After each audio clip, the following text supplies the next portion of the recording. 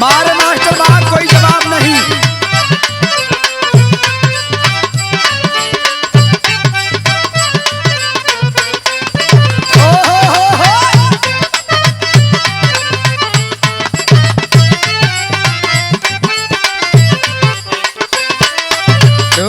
सावरिया सवरिया रे ओ सा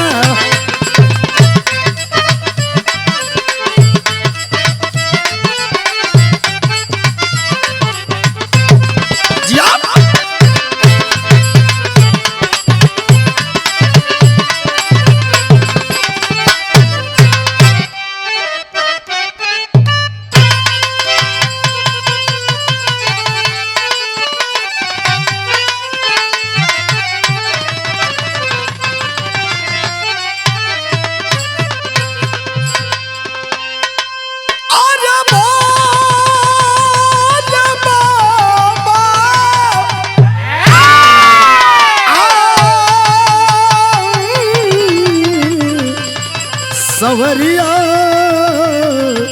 सावरिया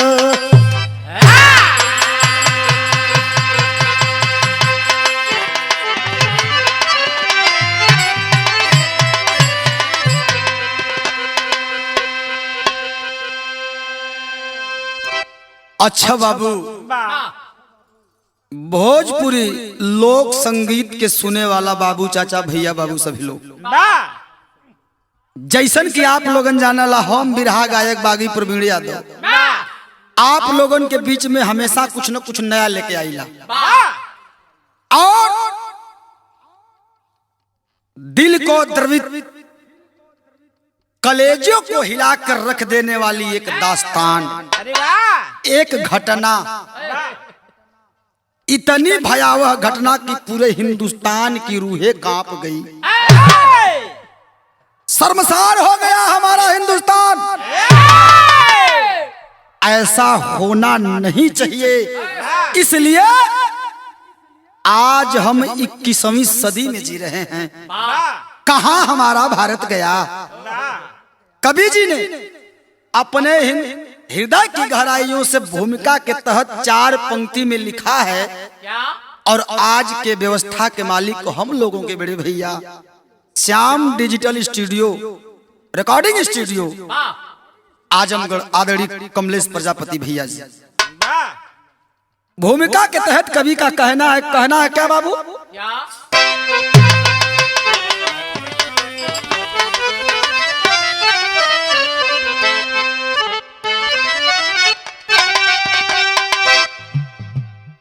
तो शर्म आती है आजाद कहते हुए,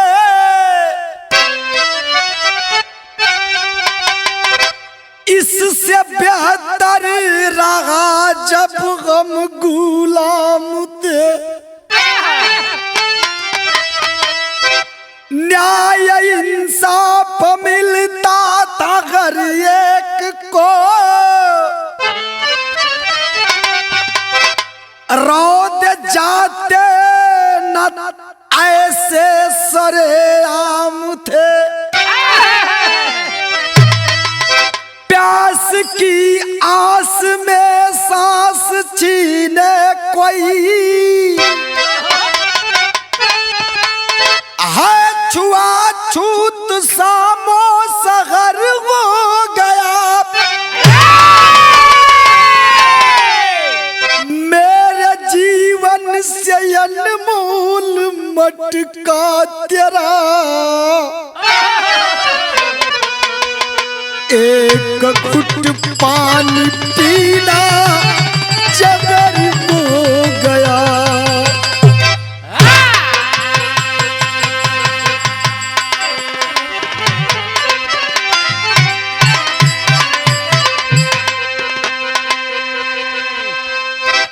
मेरे जीवन से अनमोल मटका तेरा, एक घुट पानी पीना जहर हो गया।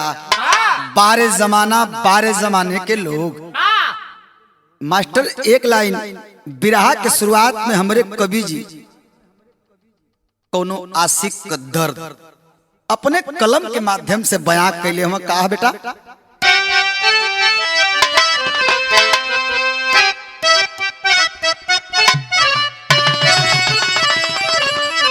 ए सुषमा, तोहरे मतिन लड़की से हमरे मतिन लड़का कहल, तोहरी धोखा के देख के का कहल बाबू। अरे तुम मेरी कि तुम मेरी वफाओं का, कि तुम मेरी वफाओं का और क्या सिला दो, तुम मेरी वफाओं का और क्या।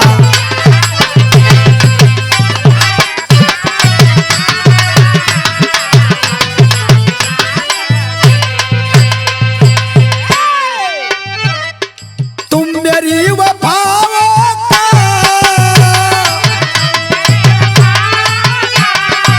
जियो जियो जियो,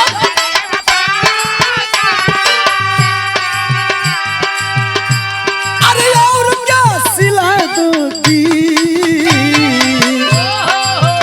हाँ हाँ मैं तुझे, अरे मैं तुझे दुआ दूंगा, लेकिन तुम मुझे टका दोगी। अरे मैं तुझे दुआ दूंगा, तुम मुझे टका दोगी।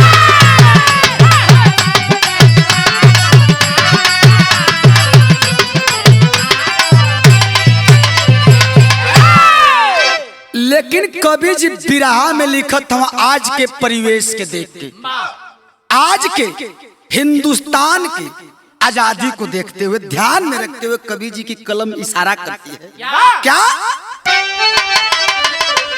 अरे अश्क है कि अश्क है छलक जाता, तो बाबू अश्क है छलक जाता, ऐसी ये कहानी है।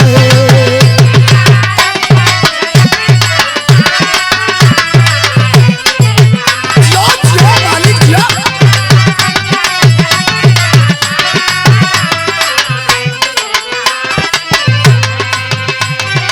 अश्क है छलक जाता,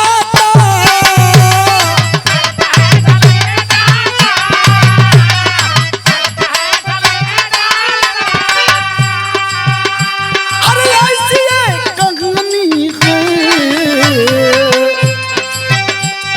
मैदानी दखल जाती, अरे मैदानी दखल जाती, ऐसी ये नादानी है। मैदानी दखल जाती, ऐसी ये नादानी है।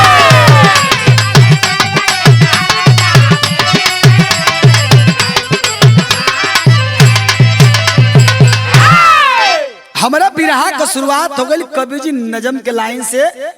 बिरहा के आगे बढ़ाओ कैसे।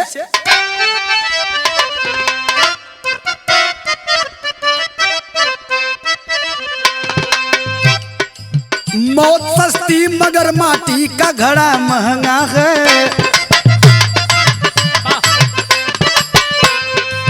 आजाद देश की इस सोच को क्या कहना है।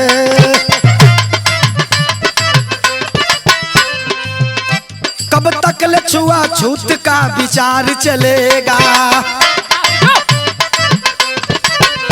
सबलों का दुर्बलों पे अत्याचार चलेगा।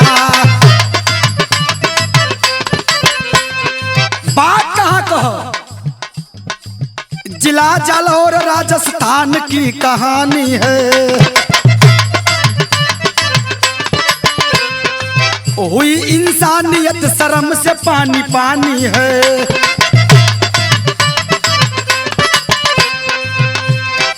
सायला थाना में सुराड़ा एक ग्राम सही,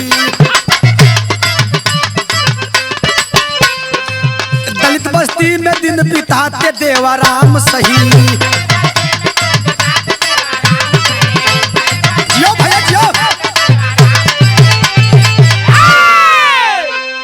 बाबू बात के समझला। जिला जालौर प्रांत राजस्थान से यह बात मिली। आज टीवी टेलीविजन पेपर पत्रिका यूट्यूब फेसबुक गूगल उस कहानी का दीवाना हुआ पूरा हिंदुस्तान देख रहा है। ऐसा नहीं होना चाहिए। जिला जालौर राजस्थान के अंतर्गत सायला थाना के अंतर्गत सुराड़ा ग्राम के रहे वाला बाबू देवाराम का छोटा सा परिवार है। परिवार में एक बड़ा खूबसूरत बच्चा जन्म लिया और जब जन्म लिया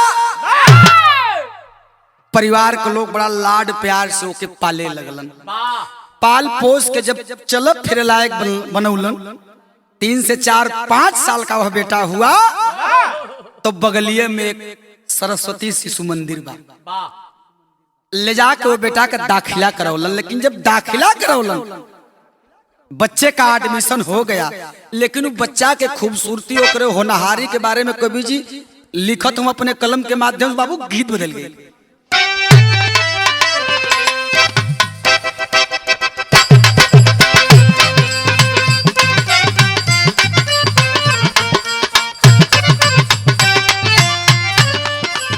ए सुषमा, हम तोहरे विषय में कुछ बात कहत तनी। तू इतना सुघर हो लेकिन तनी से में कमी है। ओके सुधार ला। जानता रुका बता दे तनी। सज धज के मेकअप को के सुघर लागे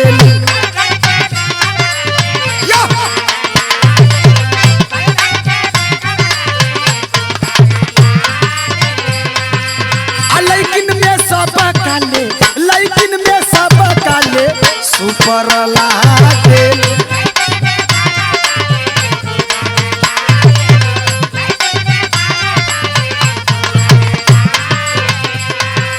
सज धज के मेकअप को के सुघर लागेलू लेकिन में सब काले सुपर लागेलू। हे गोरी मारिए के हा गोरी मारिए के तिरछी नजरिया हो हासिल करा गोरी मारिए के तिरछी नजरिया हो हासिल करा।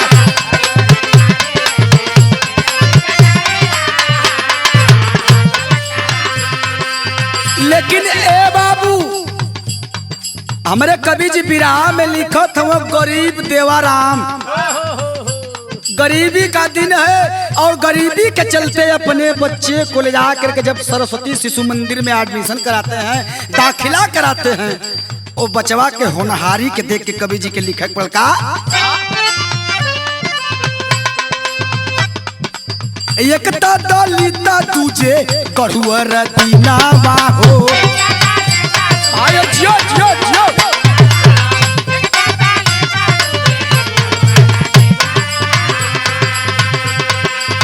इंदर में गवाल जेकर सुंदर लाला नावा हो।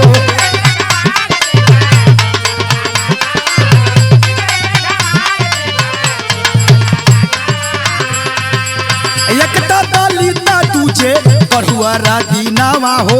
इंदर में गवाल जेकर सुंदर लाला नावा हो। पढ़े सरस्वती कि पढ़े सरस्वती विद्या मंदिरिया हो हंसत जाए पढ़े सरस्वती शिशु मंदिरिया हो हंसत जाए।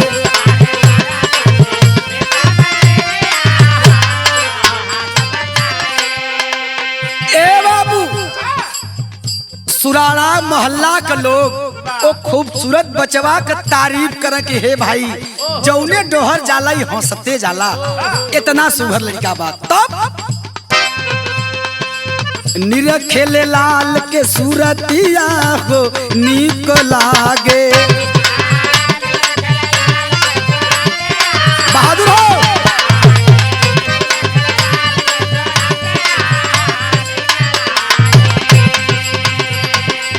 करे सब हंसी हंसी बतिया हो नीक लागे।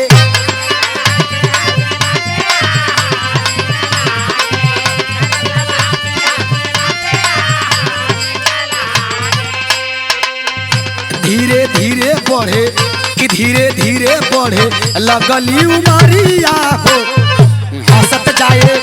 धीरे धीरे बढ़े लगली उमरिया हो हंसत जाए।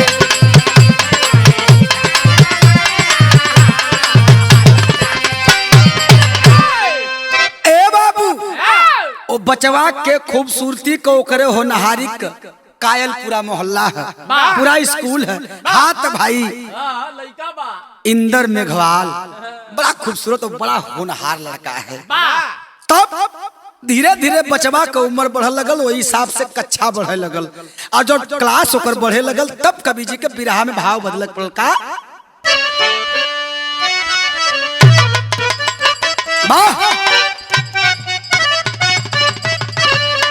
वह गीत हो कि कोरी कहतरिया सासू अरे दहिया जमावेली अमृता नावली जोरा नवारा दहो कादा मन मोहे।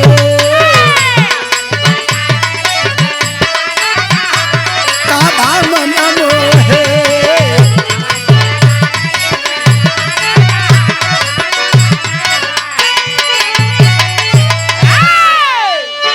इतना गीत का लाइन रहल, लेकिन कवि जी बिरहा में कितना सुघर भाव लिखत हूँ लड़के की उम्र को और कक्षा को बढ़ते हुए देख करके। का लिखल भैया कि धीरे धीरे गईल कक्षा 3 में सुगनवा 9 साल रहली उमरिया भैया हो ई का कैला करता।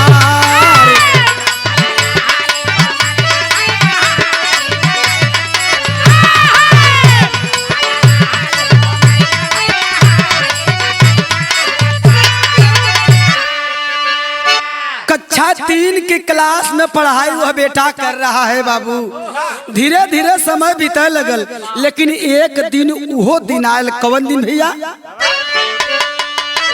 बीतली समय आयली 24 जुलाई आ मास्टर छैल सिंह रहल सबके पढ़ाई।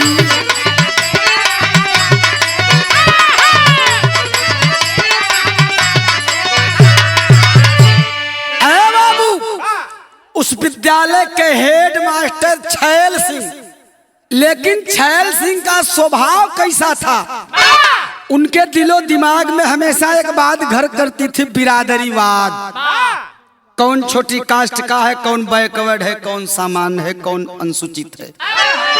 बाबू, जबकि हमारे आजाद भारत में ऐसा नहीं होना चाहिए। गुरु तो गुरु होता है, वह चाहे छोट जात का हो चाहे बड़ी जात का हो। और एक दिन कई ठे घटना घटल। घटना कौन घटल? कवि जी गीत बदलना। का लिखल भैया?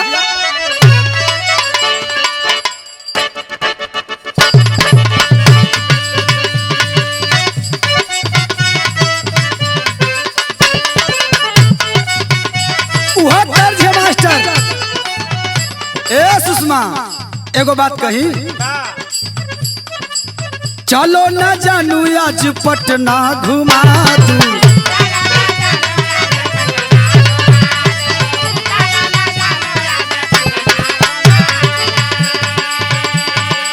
चल के बजरिया में शॉपिंग करा दूं।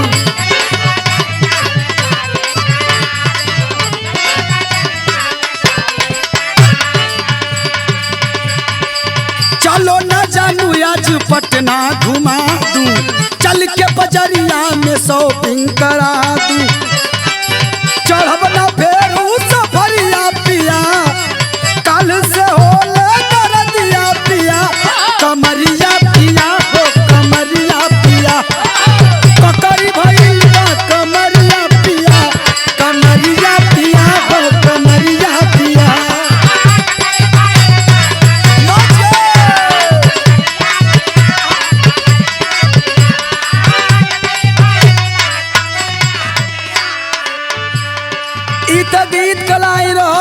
कवि जी बिरहा में लिखत हूँ, दोपहर की टाइम है बाबू, सारे बच्चे इंटरवल में खेल रहे हैं, कोई टिफिन में से खाना खा रहा है, कोई दौड़ रहा है, कोई कूद रहा है, कोई खेल रहा है। वही समय घटना का घटल भैया, लागल पियसिया से तड़पे सुगनवा,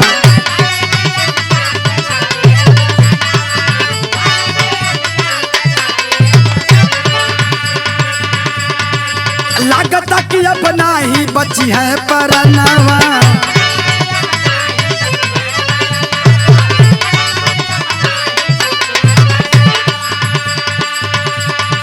लागल पियसिया से तड़पे सुगनवा, लागता कि अपना ही बची है परनवा। मटका पे पड़नी नजरिया ललन, गइल हव करे बजरिया ललन, बीमरिया ललन हो बीमरिया ललन, अरे पूजल न चाट के बीमरिया ललन, बीमरिया ललन हो बीमरिया।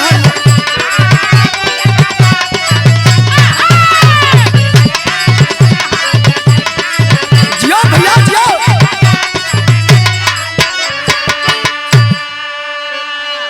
आए बाबू, हेड ऑफिस के ठीक बगल में एक मटका में पानी भर के रखा है, और पेपर पत्रिका ने बताया, टीवी टेलीविजन ने बताया कि उस मटके से पानी केवल हेड मास्टर छैल सिंह पिया करते थे। प्यास लगी है बच्चे को, और उस मटके के पास जो डब्बा रखा हुआ उससे एक डब्बा पानी निकाल के वो बच्चा पी लिया। यह तो गलती हो गई लो बेटा से। तब कवि जी लिखल का लिखल, छुअत मटका के तब देख गए छैल सिंह,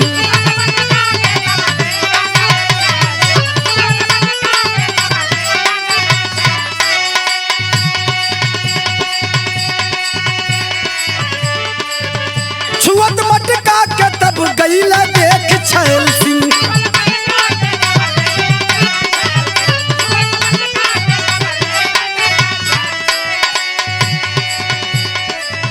पानी हथवा से दिहल फेंक छैल सिंह,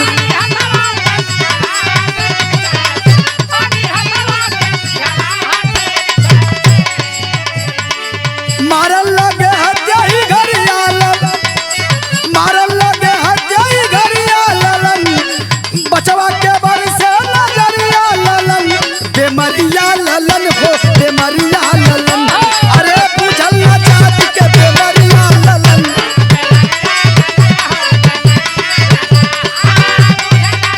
जियो जियो।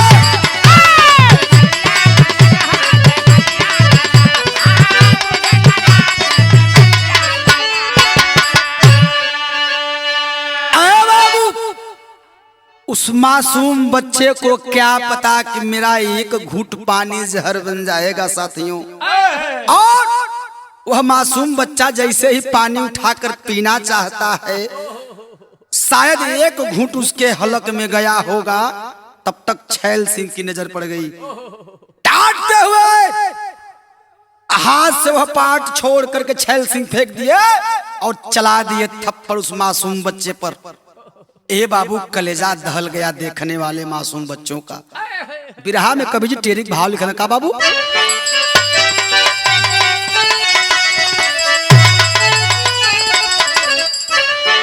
अरे मोरे राम आजादी बढ़ के द्वारे चल गई, सवरी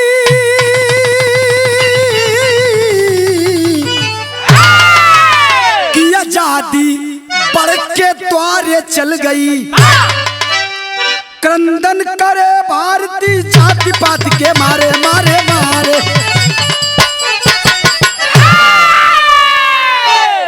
क्रंदन करे भारती जाति पात के मारे, आजादी बढ़ के द्वारे चल गई। छैल सिंह, शर्म आनी चाहिए तुम्हें ऐसी हरकत करने के लिए। एक मासूम बच्चे का यही दोस्त था ना कि एक घूंट तेरे मटके से पानी पी लिया था, तूने उसका सिला ऐसा दिया कि पूरा हिंदुस्तान तेरे कुकर्म से शर्मसार है। कवि जी के लिखा पर दोहा में कहा भैया, डांट के बोला छैल सिंह, मटका मेरा बेकार किया, बालक के तब पास पहुंच के लातों घूसों से वार किया।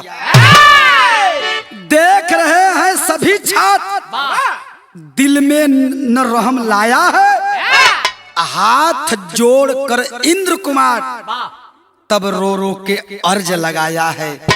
सर जी हमके मत मारा साहब, हमसे गलती हो गई है साहब, क्षमा चाहते साहब, ऐसा कल से हमसे न होई, लेकिन हमके मत मारा साहब।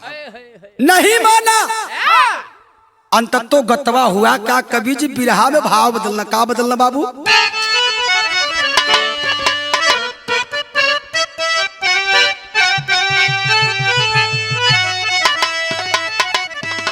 ई मलाही गीत है, मलाह भाई लोग गावे ना। कैसे गावलो? कि तोह के चढ़ई ममैया, अरे नरियल चुनोर की गंगा जी, अब बुझल नैया कैदा वही किनारा हो की गंगा जी।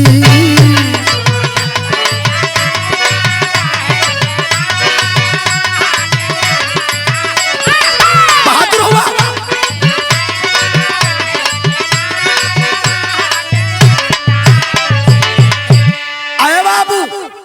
हेड मास्टर छैल सिंह के सामने वह 9 वर्ष का मासूम बेटा हाथ जोड़ के रो रहा है, रहम नहीं आ रहा है। लेकिन वो बेटा रोवत कैसे है बाबू?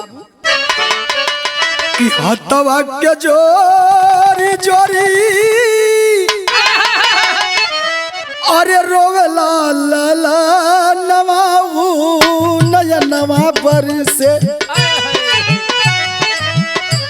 मारा जानी मास्टर साहब जानवा वो ललनवा पर से, जानवा हो नयनवा पर से।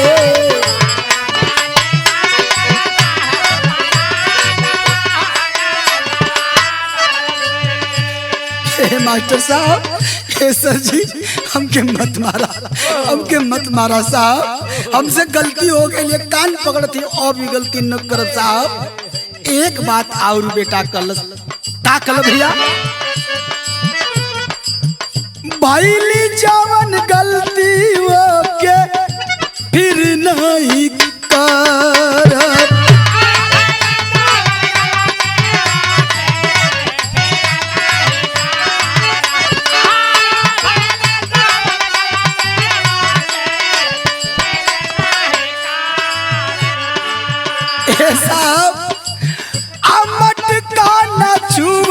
भल है पियसिया से मारब, मटका न छुअब भले पियसिया से।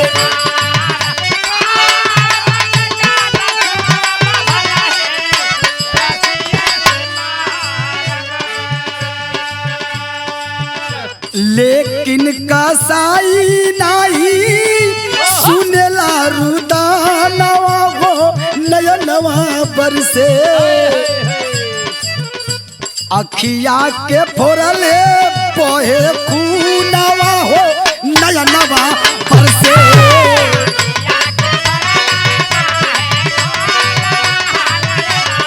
बहादुर हो।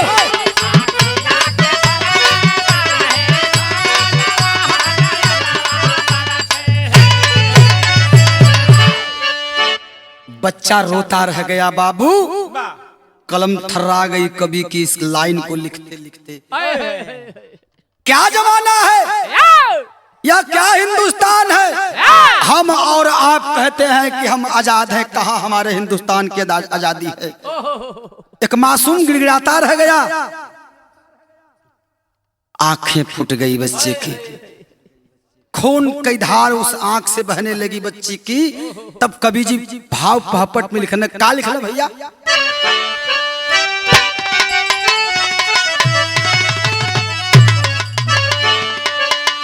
कि देवाराम, अरे देवाराम जब पौला समाचार मार से मूर्छित बाप जाके देख दूनो नैन पसार मार से मूर्छित बाप।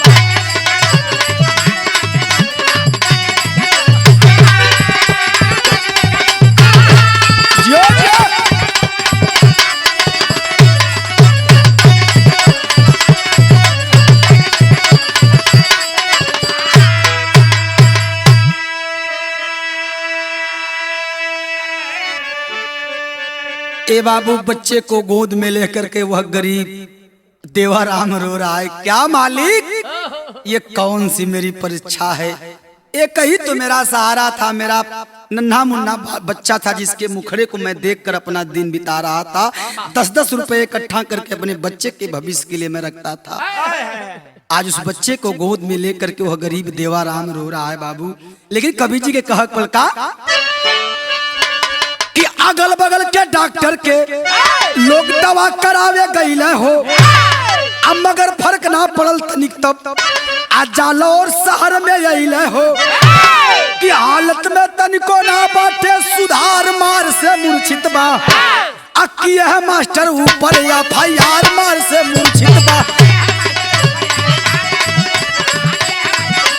जो जो मालिक जो बहादुर हो।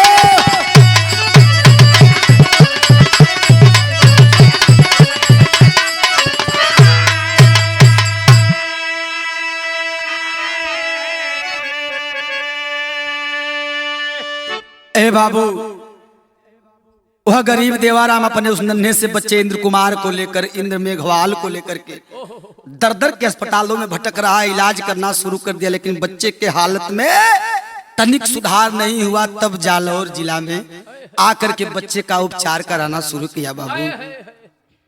कवि जी के आल्हा में लिखक पर अंततो गत्वा हुआ क्या।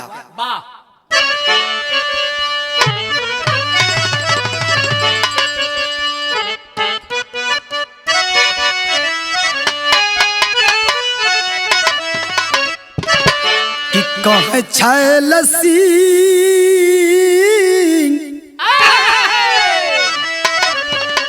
कि कह छैल सिंह देवा राम जी से बतिया बाबू।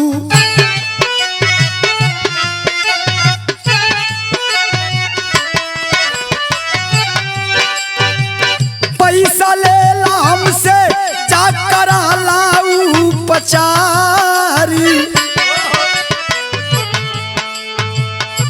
करबा जो के सभी गरी जाई सगरी बतिया भैया।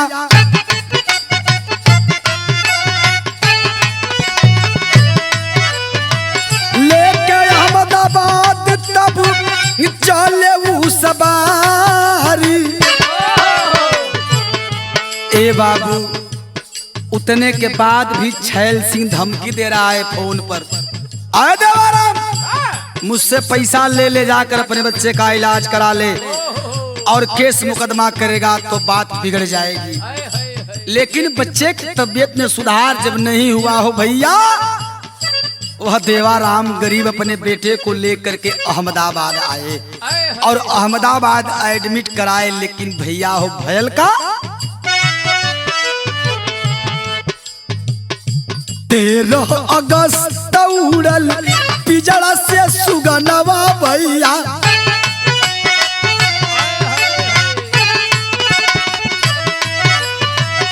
सोकवा में डूब गईल पूरा परिवार। दलित महासंघ भीम आर्मी का लोगवा भैया।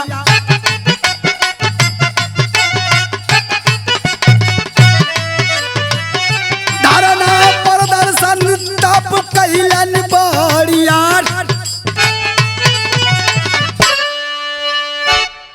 ए बाबू 13 अगस्त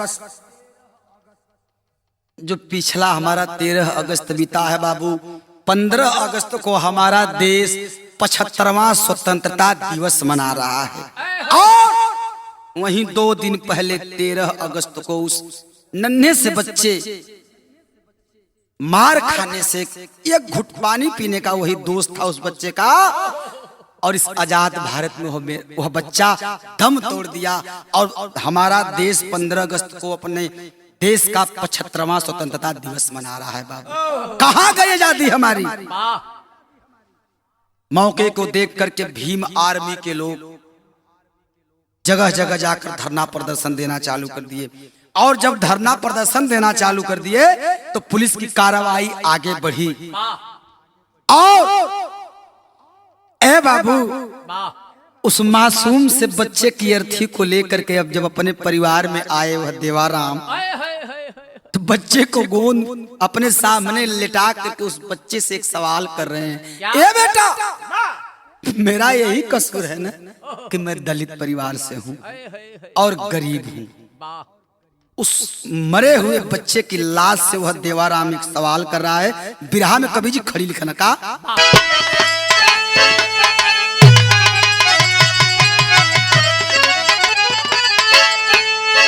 कि लेके छुआछूत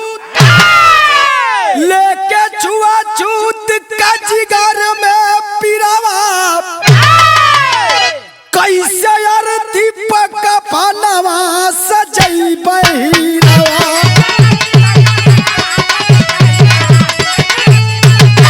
अरे जियो मालिक जियो।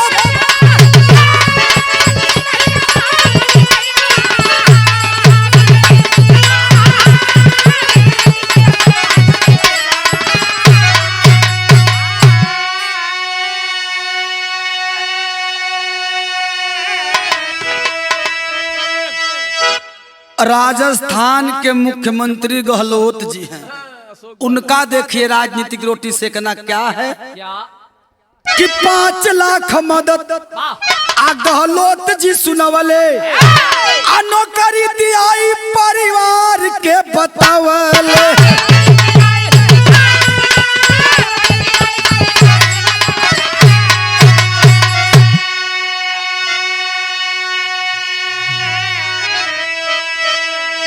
ऐ बाबू, परिवार को नौकरी मिल जाएगी, 5 लाख रुपया का अनुदान मिल जाएगा, लेकिन क्या उस देवाराम को उसका नन्हा सा प्यारा सा बालक इंद्र कुमार मिल जाएगा?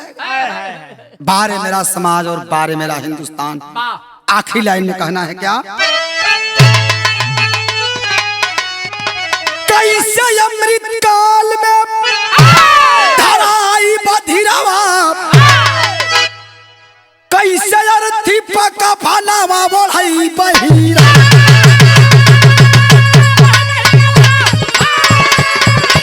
जियो भैया जियो।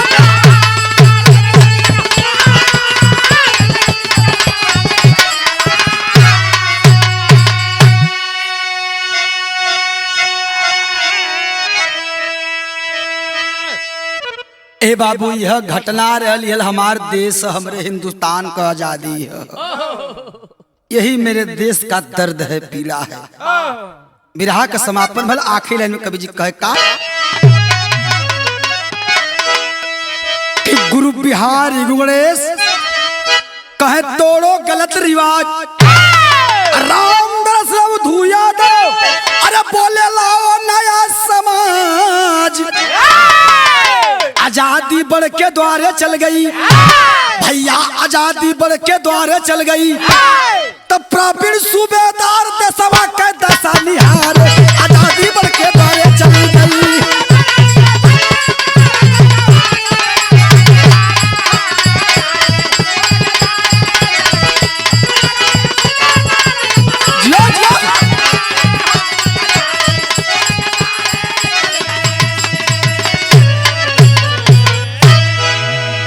बहुत बहुत धन्यवाद साथियों।